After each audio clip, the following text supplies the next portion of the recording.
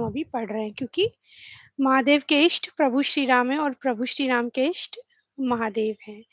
तो ये कनेक्शन है और कै जैसे प्रभु श्री राम ने कहा कि जो भक्त महादेव की पूजा नहीं करेगा वो मेरा भक्त कभी नहीं बन सकता और यही बात महादेव ने कही कि जो श्री राम को नहीं भजेगा या नहीं मानेगा वो मेरा भक्त नहीं बनेगा। अर्थात प्रभु श्री राम के भक्त जो हैं वो ओम नमः शिवाय ज़रूर कहें, भगवान शिव जी की भी ज़रूर आराधना करें और जो शिव जी के भक्त हैं वो प्रभु श्री राम की आराधना ज़रूर करें। तो चलिए पहले हम ध्यान धर लेते हैं प्रभु श्री राम का, राम दरबार का। मानसिक भक्ति करते हुए आँखों को बंद करके हम छवि देखते हैं राम दरबार की अपने मन में। प्रभु श्री राम सिंहासन पर विराजे हुए हैं। माता सीता उनके साथ सिंहासन पर विराजी हुई है। लक्ष्मण भैया, भरत भैया और शत्रुघ्न भैया साथ में खड़े हैं तथा हमारे बजरंगबली प्रभु के श्री चरणों में बैठे हैं और हम प्रभु का नमन करते हुए, सभी को प्रणाम करते हुए उनके श्री चरणों में नतमस्तक करते हैं तथा उनसे आशीर्वाद ग्रहण करते हुए विनती करते हैं कि हम हमारी श्री राम कथा अच्छे से संपूर्ण कर सकें। जय बोल सियावर रामचंद्र की जय। तो कल हमने देखा कि किस तरह जो कैकेयी थी 2 वरदान माँगे उसने राजा दशरथ जी से। पहला ये कि भरत को राज तिलक दिया जाए, राजगद्दी दी जाए, राजा बनाया जाए तथा श्री राम को, हमारे प्रभु श्री राम को वन भेजा जाए 14 वर्ष के लिए। दशरथ जी तो कुछ कह ही नहीं पा रहे थे, बेहोश होके वो पड़े ही थे। फिर सुमंत्र जी को बुलाया गया। जैसे हमने कल और 2 चीज़ें सीखी। सबसे पहली ये कि प्रॉमिस अगर हम करते हैं, किसी से वचन देते हैं तो हमें उसे अवश्य ही निभाना चाहिए। मतलब प्रॉमिस कभी हमें तोड़ना नहीं चाहिए। और दूसरा डिसिप्लिन के बारे में हमने देखा, चाहे वो किसी भी चीज़ का हो, जैसे जल्दी उठना या उठना हो, समय पे उठना हो, सोना हो या पढ़ाई को लेके हो गया या किसी प्रिपरेशन को हो गया। तो कोई भी चीज़ के लिए हमें एक डिसिप्लिन फ़ॉलो करना है, एक नियम हमें फ़ॉलो करना है। जैसे हम हमारी श्री राम कथा भी अभी हर रोज़ आधा घंटा पढ़ रहे हैं, तो मुझे याद है हमने अक्टूबर लास्ट ईयर में शुरू किया था और जैसे डिसिप्लिन के साथ हम चल रहे हैं, हर रोज़ हम आधा घंटा पढ़ रहे हैं। तो एक बार हमने कथा पूर्ण की और दूसरी बार हम वापस जुड़ रहे हैं, नए श्रोतागण जुड़ रहे हैं, नए लोग जुड़ रहे हैं, जो पुराने हैं वो भी वापस से श्रवण कर रहे हैं। तो इस तरह से एक डिसिप्लिन अगर हम रखेंगे, एक नियम हम अगर रखेंगे, तो हमारी ज़िंदगी में हम बहुत आगे जाएँगे। तो ये 2 चीज़ें हमने कल श्री रामचरितमानस से और सीखी। और फिर सुमंत्र जी ने प्रभु श्री राम को बुलाया, कहा कि चलिए आप मेरे साथ। और जब राम जी वहाँ गए, पिताजी की यह दशा देखकर उन्हें बड़ा ही दुःख हुआ तथा कैकेयी ने फिर सभी बात कह सुनाई कि ऐसी-ऐसी बात है, किंतु तुम्हारे पिता से तो तुम्हारा मोह छूटता ही नहीं है। तो फिर श्री राम जी ने कहा कि मैं अवश्य ही उनका वचन पूर्ण करूँगा। तो देखिए वचन तो पिता ने दिया है, किंतु पुत्र उसे पूरा करने की ठान के बैठा है। और फिर वो माता कौशल्या के पास गए। पहले तो उन्होंने बड़ा ही दुलार किया, फिर पब जब बताया कि पूरी कथा जब सुनाई, कि इस तरह से 14 साल वनवास जाना है, तब वो बहुत ही दुखी हुई। फिर उन्होंने कहा कि मैं धर्म संकट में हूँ, मत जाओ ये भी नहीं कह सकती, मतलब रुक जाओ ये भी नहीं कह सकती और चले जाओ ऐसा भी नहीं कह सकती। फिर उन्होंने कहा कि ये बहुत अच्छा किया, पिता की आज्ञा तो शिरोमणि होती है। धर्म के मार्ग में पिता की आज्ञा का पालन करना एक शिरोमणि धर्म होता है। तो चलिए आगे देखते हैं। राजुदेन कहि दीन बनो मोहि न सुदुख लेसु तुम बिनु भरतहि भूपतिहि प्रजहि प्रचंड कलेसु सियावर रामचंद्र भज जय शरणम। तो माता कौशल्या ने कहा कि तुम्हें वन दे दिया, इस बात का तो दुख नहीं है मुझे, किंतु भरत को, महाराज को और प्रजा को इस तरह से जाओगे तो बड़ा भारी क्लेश होगा।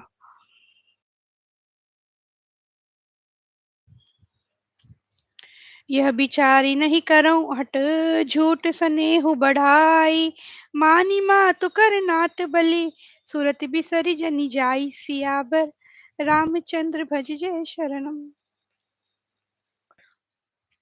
यह सोचकर झूठा स्नेह बढ़ाकर मैं हठ तो नहीं करती बेटा, मैं बलैया लेती हूँ, माता का नाता मानकर मेरी सुध भूल न जाना। सब देव और पितर तुम्हारी वैसे ही रक्षा करे जैसे पल के आंखों की रक्षा करती है। ऐसा विचार कर वही उपाय करना जिसमें सबके जीते जी तुम आ मिलो, वापस से जल्दी से आ जाना। आज सबके पुण्यों का फल पूरा हो गया, कठिन काल हमारे विपरीत हो गया। बहुत विलाप करके और अपने को परम अभागिनी जानकर माता श्री रामचंद्र जी के चरणों में लिपट गई। कहते हैं ना, जब कोई विपत्ति आती है, कोई मतलब कठिन समय जब आता है, हार्ड टाइम्स, तो बहुत चीजें उलट पुलट हो जाती है, बहुत रिश्ते टूट जाते हैं। किंतु यहाँ पे वे कह रही हैं कि कठिन काल हमारे विपरीत हो गया, मतलब हमारा पुण्य इतना था कि जो बुरा समय आया था वो हमसे विपरीत हो गया, मतलब बिल्कुल अलग हो गया, ऑपोजिट साइड हो गया है। डर के जैसे वही भाग रहा है क्योंकि प्रभु श्री राम ने उसे संभाले रखा है। और फिर कह के लिपट गई। समाचार ते ही समय सुनी सिय उठी अकुलाई, जाई सासुपद कमल जुग बंदी बैठी सिरुनाई, सियावर रामचंद्र भज जय शरणम। सीता जी को यह समाचार सुन के वो बड़ी अकुला उठी और सास के पास जाकर उनके दोनों चरण कमलों की वंदना कर सिर नीचा करके बैठ गई। अब क्या करे, कुछ बोल नहीं पा रही है सीता जी, बिल्कुल खामोश बैठी है। जीवननाथ वन को चलना चाहते हैं, देखे किस पुण्य वन से उनका साथ होगा, शरीर और प्राण दोनों साथ जाएंगे या केवल प्राण ही से इनका साथ होगा, विधाता की करनी कुछ जानी नहीं जाती। और सीता जी अपने नखों से धरती को खुरेद रही है, उनके सुंदर नेत्रों से जल जल की धारा बही जा रही है। उनकी यह दशा देखकर श्री राम जी की माता कौशल्या जी ने कहा, सुनो सीता, अत्यंत ही सुकुमारी है तथा सास ससुर और कुटुंबी सभी की प्यारी है। श्री राम जी से कह रही हैं सीता जी के लिए कि वो बहुत ही सुकुमारी है तथा सभी की प्यारी है। पिता जनक भूपाल मनी, ससुर भानु कुल भानु, पति रवि कुल कैरव विपिन, विदुगुण रूप निधानु, सियावर रामचंद्र भज जय शरणम। इनके पिता तो जनक जी राजाओं के शिरोमणि है, ससुर सूर्यकुल के सूर्य है और पति सूर्यकुल रूपी कुमुद वन को खिलाने वाले चंद्रमा तथा गुण और रूप के तो भंडार है। फिर इन्हें ऐसी क्या जरूरत है, ये पुत्र वधु तो हमारी है। इन्हें कल्पतल के समान मैंने बहुत तरह से बड़े लाड़ चाव से सात स्नेह रूपी जल से सींच कर पाला है। तो सासू सासू जी कह रही हैं बहू के लिए, माँ कौशल्या कह रही है माता सीता के लिए कि मैंने इसे जल से सींच कर पाला है, क्योंकि उस समय छोटी थी जब विवाह हुआ था। और इस तरह से कह रही है कि अब बड़ी हुई है तो मैंने इन्हें बड़े चाव से पाला है। कह रही है कभी दीपक की बत्ती हटाने की भी नहीं कहती कि दिए को कहीं जैसे दिए की बत्ती इधर उधर हो जाए तो मैं उन्हें सीता को हटाने के लिए भी नहीं कहती कि कहीं कहीं हाथ को चुरका ना लग जाए, मतलब वो आग जो थोड़ी सी भी होगी वो चिट न जाए, जल न जाए थोड़ा सा भी, इतना मैं प्यार से रखती हूँ। वही सीता अब तुम्हारे साथ वन चलना चाहती है, उसे क्या आज्ञा होती है। करिके हरि निशिचर चरहि, दुष्ट जंतु बन भूरि, विष बाटिका के सोह सुत, सुभग सजीवनी मूरि, सियाबर रामचंद्र भज जय शरणम। हे पुत्र, वहां तो बड़े ही दुष्ट लोग होंगे, क्या विष की वाटिका में सुंदर संजीवनी बूटी शोभा पा सकती है। तो इस तरह से सब विचार करके माता प्रभु श्री राम से कह रही है, कहती है माता, यदि सीता घर में रहे तो मुझको बहुत सहारा हो जाए। श्री रामचंद्र जी ने माता की प्रिय वाणी सुनकर, जो मानुषशील और स्नेह रूपी अमृत से सनी हुई थी, विवेक में प्रिय वचन कहकर माता को संतुष्टि किया। फिर वन के गुण दोष प्रकट करके वे जानकी जी को समझाने लगे। कही प्रिय वचन विवेक मई, कीन्ही मातु परितोष, लगे प्रबोधन जानकी ही, प्रगति विपिन गुण दोष, सियावर रामचंद्र भज जय शरणम। इस तरह से सारे माता की बात सुनने के बाद गुण दोष प्रभु बता रहे हैं माता सीता को। माता के सामने सीता जी कुछ कहने में सकुचाती है, वे बोले हे राजकुमारी, मेरी सिखावन सुनो। मन में कुछ दूसरी तरह न समझ लेना। जो अपना और मेरा भला चाहती हो, तो मेरा वचन मानकर घर पर ही रहो। हे भामिनी, मेरी आज्ञा का पालन होगा, सास की सेवा बन पड़ेगी। घर रहने में सभी प्रकार से भलाई है। आदरपूर्वक सास-ससुर जी की सेवा करना बल और तब-तब कोमल वाणी से पुरानी कथाएँ ये सब समझाना। इसीलिए मैं तुम्हें केवल माता के लिए ही घर पे छोड़ के जा रहा हूँ। गुरु श्रुति सम्मत धर्म फलो, पाई भी नहीं कलेस। हट बस सब संकट सहे, गालव नहुष नरेश। सियावर रामचंद्र भज, जय शरणम। तथा सभी धर्म का फल तुम्हें बिना ही क्लेश के मिल जाता है, किंतु हठ के वश होकर गालव मुनि और राजा नहुष आदि सबने संकट ही सहे हैं। अब कथाएँ सुना रहे हैं प्रभु श्री राम उन्हें कि लोग यदि नहीं मानते तो उन्हें कठिनता होती ही होती है। वहाँ वन जो है वो बड़ा ही कठिन होगा और भयानक होगा। वहाँ की धूप, जाड़ा, वर्षा और हवा सभी बड़े भयानक होते हैं। इस तरह से वो सब बताने लगे कि रास्ता भी बहुत कठिन होगा, दुर्गम होगा। वहाँ कोई आसान तरीका नहीं है वन में रहना, सब कुछ समझा रहे हैं। भूमि शयन बल कल बसन, असनु कंद फल मूल। तेकी सदा सब दिन मिलहि, सबुई समय अनुकूल। सियावर रामचंद्र भज, जय शरणम। जमीन पर सोना, पेड़ों की छाल के वस्त्र पहनना और कंदमूल फल का भोजन करना होगा, और वे भी क्या सदा सब दिन मिलेंगे। सब कुछ अपने अपने समय अनुकूल ही मिल सकेगा। मतलब आहार भी आपको पूरा नहीं मिलेगा, और बहुत ही निशाचर यानी राक्षस लोग भी फिरते रहेंगे वहां पे, जो बहुत ही करोड़ों प्रकार के कपटी रूप धारण करते हुए मिलेंगे हमें। हे हंस कामिनी, तुम वन के योग्य नहीं हो। सहज सुहृद गुरु स्वामी सिख, जो न करई सिर मानी। सो पछताई अघई उर, अवसि होई हित हानि। सियावर रामचंद्र भज, जय शरणम। स्वाभाविक ही चित्त चाहने वाले गुरु और स्वामी की सीख को जो सिर चढ़ाकर नहीं मानता, वह हृदय में भरपेट पछताता है, और उसका उसके हित की हानि अवश्य होती है। जानकी जी से कुछ उत्तर देते नहीं बनता। वे यह सोचकर व्याकुल हो उठी कि मेरे पवित्र और प्रेमी स्वामी मुझे छोड़ जाना चाहते हैं। वो बिल्कुल सहन नहीं कर पा रही है कि मेरे पति मुझे छोड़ के जाना चाहती है। परंतु फिर धीरज धर के हाथ जोड़ के कहने लगी कि मेरी ठिठाई होगी, मतलब सॉरी अगर मैं छोटा मुँह बड़ी बात कह रही हूँ। परंतु सीता माता कह रही है, परंतु मैंने मन में समझ कर देख लिया है कि पति के वियोग के समान जगत में कोई दुःख नहीं है। पति के वियोग के समान जग में कोई दुःख नहीं है। कितनी समझदारी की बात कह रही है कि सासू के पास रह जाइए, ससुर के पास रह जाइए, सब कुछ समझा दिया, कुल में धर्म का पालन करिए, हृदय यहाँ पे महल में रहिए। किंतु वो क्या कह रही हैं? कह रही हैं, पति के वियोग के समान तो जगत में कोई दुःख नहीं है। मतलब इतना बड़ा तो कोई दुःख है ही नहीं कि जो पति का वियोग है, मतलब बिना पति के रहना, यही सबसे बड़ा दुःख का कारण है। ये सब ये बहुत अच्छे से जानती है, ये सब ज्ञान की बात है। कभी अक्सर होता है ना, जब अ, पति कहीं दूर चले जाते हैं बहुत सालों के लिए या महीनों के लिए, तो आप देखिएगा जो स्त्री होती है, जो उनकी वाइफ़ होती है, बहुत हम देख पाते हैं कि वो बहुत ही थोड़ा-सा दुःख होता है मन में, कहीं न कहीं कुछ न कुछ फ़ील होता है कि भई वो दुःख हो रहा है कि पति साथ में अभी नहीं है। तो वही कह रही हैं यहाँ पे, वो बहुत ही दुखदाई होता है। प्राणनाथ करुणायतन, सुंदर सुखद सुजान। तुम बिनु रघुकुल कुमुद बिधु, सुरपुर नरक समान। सियावर रामचंद्र भज, जय शरणम। हे प्राणनाथ, हे सुख देने वाले, हे सुखों को देने वाले, हे रघुकुल रूपी कुमुद के खिलाने वाले चंद्रमा, आपके बिना स्वर्ग भी मेरे लिए नरक के समान है। बिल्कुल मान नहीं रही है। हे नाथ, जहाँ तक स्नेह और नाते हैं, पति के बिना स्त्री को सभी सूर्य से भी बढ़कर तपाने वाले हैं। पति के बिना तो कोई भी नाता नाता नहीं है, मतलब वो दुखदाई ही होगा। ऐसा कह रही है, जैसे बिना जीव के देह और बिना जल के नदी, वैसे ही हे नाथ, बिना पुरुष के स्त्री होती है। बिना जीव के देह और बिना जल के नदी, वैसे बिना पुरुष के स्त्री होती है। खगमृग परिजन नगर बनो, बल कल बिमल दुकूल। नाथ सात सुर सदन सम, परन साल सुख मूल। सियावर रामचंद्र भज, जय शरणम।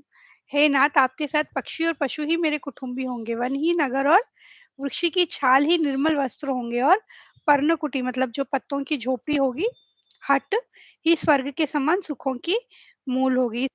हर बात का वो जवाब वापस उत्तर देती जा रही है माता सीता। ऐसे जी में जानकर हे सुजान शिरोमणि आप मुझे साथ ले लीजिए यहाँ, न छोड़िए मैं आपसे बहुत विनती कर रही हूँ। राखी अवध जो अवधि लगी रहत न जनियहि प्राण, दीन बंधु सुंदर सुखद सील स्नेह निधान सियावर रामचंद्र भज जय शरणम कह रही हैं। यदि अवधि यानी 14 वर्ष तक मुझे अयोध्या में रखते हैं तो जान लीजिए कि मेरे प्राण नहीं रहेंगे, मतलब मैं नहीं बच पाऊंगी, आपके बिना नहीं रह पाऊंगी। करते हुए दुख के लिए मुझे अवकाश ही कहाँ रहे।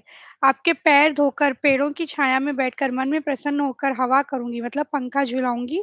पसीने की बूंदों सहित शाम शरीर को देखकर प्राणपति के दर्शन करते हुए दुख के लिए मुझे अवकाश ही कहाँ रहेगा।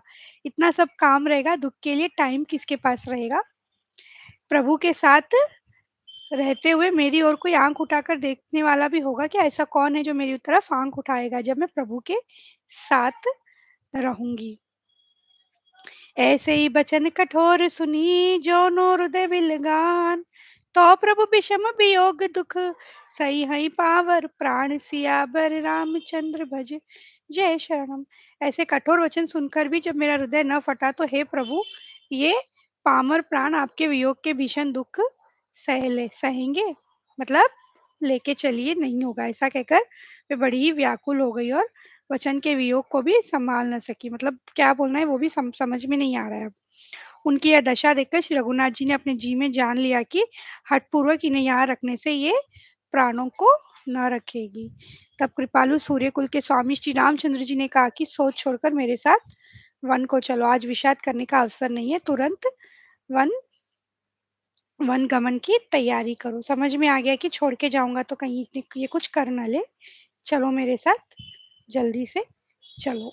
फिर माता का आशीर्वाद लिया और वापस निकलने की तैयारी करने लगे। बहुरी बच्च कही लालु कही रघुपति रघुबर तात, कबहि बोलाई लगाई हियम हर्षि निरखी खऊँ गात सियाबर रामचंद्र भज जय शरणम। बड़े ही प्यार से माता बहुत सारे रघुपति रघुवर सब कह के मैं फिर कब तुम्हें बुलाकर हृदय से लगाऊंगी और हर्षित होकर तुम्हारे अंगों को देखूंगी। माता भाव विभोर हो रही है। यह देखकर कि माता स्नेह के मारे अधीर हो गई और इतनी अधिक व्याकुल हो गई, श्री रामचंद्र जी ने अनेक प्रकार से उन्हें समझाया। वह समय और स्नेह वर्णन नहीं किया जा सकता। होता ही है ना, जब कोई भी बच्चे जाने वाले होते हैं कहीं, जैसे कोई आउट ऑफ स्टेशन ले लीजिए, फॉरेन ले लीजिए, और लड़कियां हैं, अगर विदाई का समय हो रहा है या फिर शादी के बाद भी वापस मायके आके जब जाने लगती है, तो कभी भी मतलब कितना भी टाइम हो, बच्चा कितना भी बड़ा हो जाए, लड़का लड़की, लेकिन माँ हमेशा मतलब बिल्कुल वो आंखों में थोड़ा सा आंसू, वो थोड़ा सा दर्द, वो एक जो फीलिंग, जो एक इमोशन होता है, वो हमेशा हम माता को देख हमारी माँ को हम देखते ही हैं कि ऐसी वाली एक फीलिंग होती ही होती है, और फिर हमें उन्हें समझाना पड़ता है कि मत रोइए, ऐसी क्या बात है, वापस हम आने ही वाले हैं। तो यहाँ भी बिल्कुल वही संवाद हो रहा है कि प्रभु श्री राम जा रहे हैं और माता बिल्कुल उन्हें हृदय से लगा रही है और थोड़ा-सी इमोशनल, काफ़ी इमोशनल हो गई है, और प्रभु श्री राम उन्हें समझा रहे हैं कि मैं वापस जल्दी आऊँगा। और फिर सीता जी को भी बार-बार हृदय से लगाया और शिक्षा दी, तथा गंगा जी और यमुना जी में जल की धारा बहे तब तक तुम्हारा सुहाग अचल रहे, सदा सुहागन का आशीर्वाद दिया सीता जी को। सीतहि सासु असीस सिख दीन्ही अनेक प्रकार, चली नाई पद पदुम सिरु अति हित बारहि बार सियाबर रामचंद्र भज जय शरणम। तो अनेक प्रकार से शिक्षाएं दी सीता जी को। जब लक्ष्मण जी ने यह समाचार सुना तो बहुत ही व्याकुल उठे और उदास मुंह उठ दौड़े। शरीर कांप रहा था, रोमांच हो रहा था, नेत्र आंसुओं से भरे, प्रेम से अत्यंत अधीर होकर उन्होंने श्री राम जी के चरण पकड़ लिए। कुछ कह ही नहीं रहे हैं वो।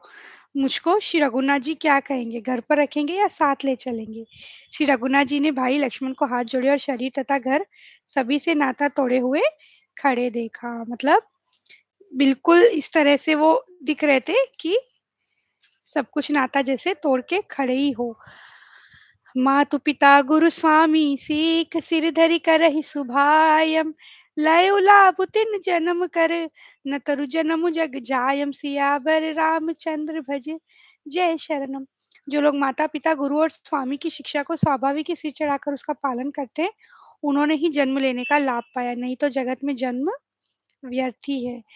ऐसा जानकर मेरी सीख सुनो और माता-पिता के चरणों की सेवा करो। भरत और शत्रुघ्न घर पर नहीं है, महाराज रुद्ध है और उनके मन में मेरा दुःख है। इस अवस्था में तुमको साथ लेकर वन जाऊँगा तो अयोध्या सभी प्रकार से अनाथ हो जाएगी। प्रभु श्री राम उन्हें समझा रहे हैं कि मैं तुम्हें साथ नहीं ले चल सकता। ये रीज़न्स हैं इनके। उतरु न आवत प्रेम बस गहे चरण अकुलाई, नाथ दासु में स्वामी तुम तजहु तकाहि बसाई, सियावर रामचंद्र भज जय शरणम।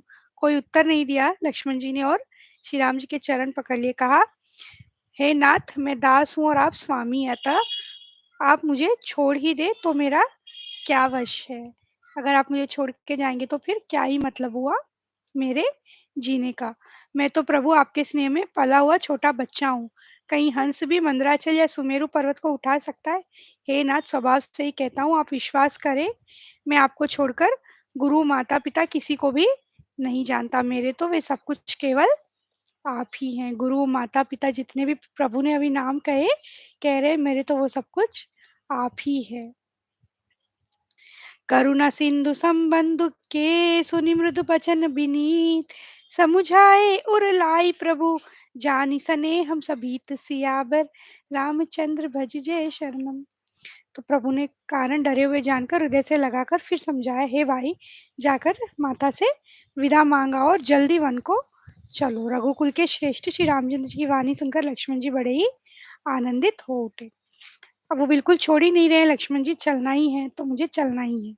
प्रभु ने कहा जल्दी करो। वे हर्षित मन से माता सुमित्रा के पास गए, मानो अंधा फिर से नेत्र पा गया हो। इतने खुश हो गए जैसे अंधे को आंखें आ गई हो।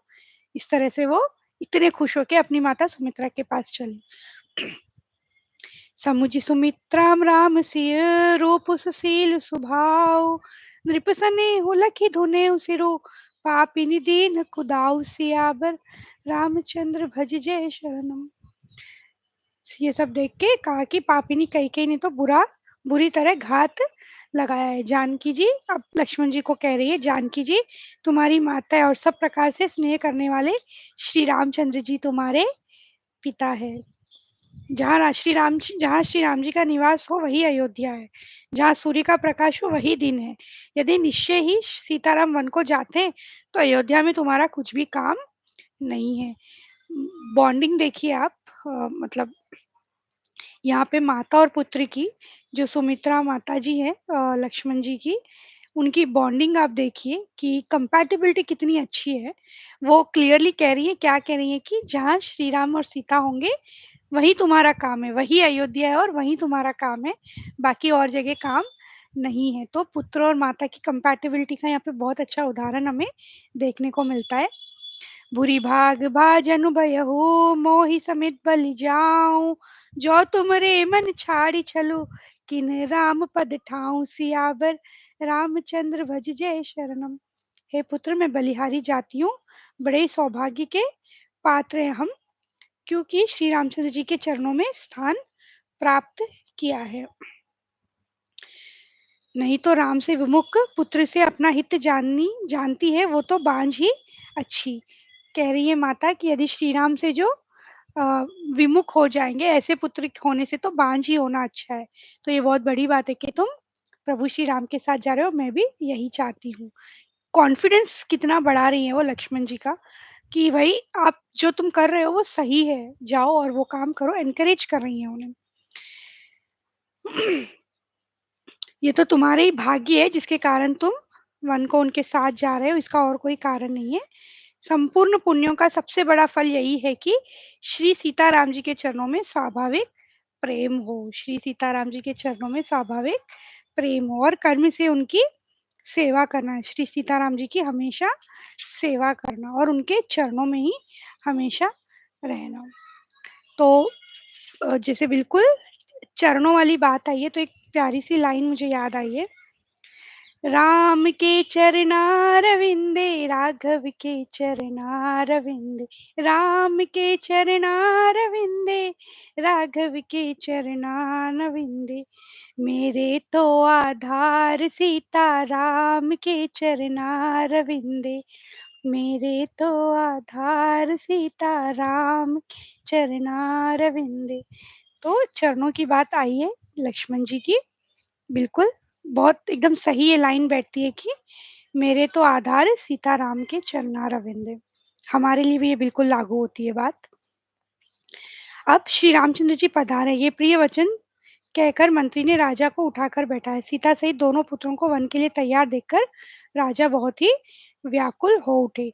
सिय सहित सुत सुभग दो देखी देखी अकुलाई बार ही बार स्नेह बस राउले उरलाई सियाबर रामचंद्र भज जय शरण। और स्नेहवश राजा दशरथ उन्हें बारंबार अपने हृदय से लगाई जा रहे हैं, इतने व्याकुल है कि कुछ बोल भी नहीं पा रहे हैं वो। फिर श्री रामचंद्र जी ने कहा, हे पिताजी, मुझे आशीर्वाद और आज्ञा दीजिए। हर्ष के समय आप शोक क्यों कर रहे हैं? हे तात, प्रिय के प्रेमवश प्रमाद यानी कि कर्तव्य कर्म से त्रुटि करने से जगत में यश जाता रहेगा और निंदा होगी, क्योंकि अभी हमारा कर्तव्य है, हमें निभाना है, इसीलिए ये तो अच्छी बात है। आप शोक क्यों कर रहे हैं पिता? जो कर्म करता है वही तो फल पाता है, ऐसी वेद की नीति है, यह तो सबको ही कहते हैं। कर्म जो करेगा वही फल पाएगा, चाहे कोई भी कर्म हो। जैसे हम पढ़ाई, जब एग्जाम्स होती है तो पढ़ाई करते हैं, वो हमारा कर्म है। जॉब के लिए जाते हैं, इंटरव्यूज के लिए प्रिपेयर करते हैं, काम करते हैं, वो हमारा कर्म है। घर में हम परिवार का ध्यान रखते हैं, जैसे माताएं होती हैं, बच्चों के लिए खाना बनाना, घर संभालना, ये भी एक कर्म ही है। तो जो कर्म करेगा वही फल पाएगा, ऐसी वेद की नीति हमारे प्रभु कह रहे हैं। और करे अपराध को और पाव फल भोग अति विचित्र भगवंत गति को जग जाने जोग सियाबर रामचंद्र भज जय शरणम। किंतु देखिए, कहने का तात्पर्य ये है, कर्म जो करेगा फल वो पाएगा, ये तो हमने अभी सुना है। किंतु यहाँ क्या हो रहा है, यहाँ तो सब कुछ विपरीत हो रहा है, मतलब उल्टा हो रहा है। कैसे? अपराध तो किसी और ने किया है और फल कोई और भुगत रहा है। अर्थात वर तो दिया है, वचन तो दिया है राजा दशरथ जी ने, लेकिन भुगत कौन रहा है? उनके पुत्र हमारे प्रभु श्री राम उस फल को भुगत रहे। किंतु भगवान की लीला तो बड़ी ही विचित्र है, उसे जानने योग्य जगत में कौन है? भगवान की लीला को तो कोई समझ नहीं सकते हैं। तो जो होना है वो होगा ही। राजा ने इस प्रकार श्री रामचंद्र जी को रखने के लिए छल छोड़कर बहुत से उपाय किए। ये सब कोशिश कर रहे हैं राजा दशरथ कि किसी न किसी तरह से राम जी रुक जाएं। तब राजा ने सीता जी को हृदय से लगा के कहा कि शिक्षा दीवन के दुस्सह दुख कहकर सुनाए। बहुत सारे दुख सुनाए कि ये बहुत पीड़ा होगी वहाँ पे, कुछ भी आसान नहीं है, तथा यहाँ पे रहने से तुम्हें बड़े ही सुख प्राप्त होंगे। सास-ससुर की सेवा कर पाओगी, पिता के पास रहने भी जा सकोगी, मायके में भी रहने जा सकोगी। ऐसे बहुत कुछ समझा रहे हैं ताकि कम से कम सीता जी तो रुक जाएँ। सीक शीतल हित मधुर मृदु सुनि सीतहि न सुहानी शरद चंद चंदनी लगत जनु चकई अकुलानी सियाबर रामचंद्र भज जय शरणम। किंतु इतनी अच्छी वाणी, इतनी सुंदर वाणी भी माता सीता के मन को भाई नहीं, वो उन्हें अच्छी नहीं लगी तथा वो व्याकुल हो उठी, क्योंकि अब उन्हें भी समझ में आ रहा है कि ये लोग मुझे भी रोकने की कोशिश, फिर से कोशिश, वही कोशिश कर रहे हैं। तो चलिए, आज हम कथा को यहीं विश्राम देते हैं, लेते हैं जल्दी से। हो सिया राम मैं सब जग जानी करहूँ प्रणाम जोरी जुग पानी राम सिया राम जय जय राम राम सिया राम जय जय राम। बोल सियावर रामचंद्र की जय पवन सुत हनुमान की जय। बोलो भाई सब संतन की जय। जय सिया राम।